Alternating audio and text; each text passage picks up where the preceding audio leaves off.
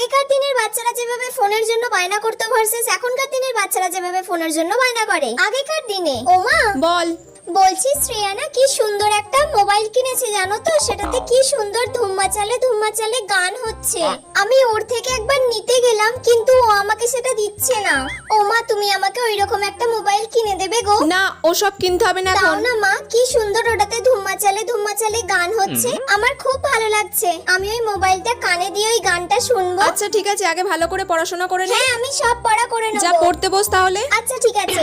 এখনকার দিনে মানা খাবি আয়। না, আমাকে যদি না এক্ষুনি ফোন দাও, আমি যদি গেম না খেলতে পারি তাহলে আমি খাবো না, পড়বো না, কিচ্ছু করবো না।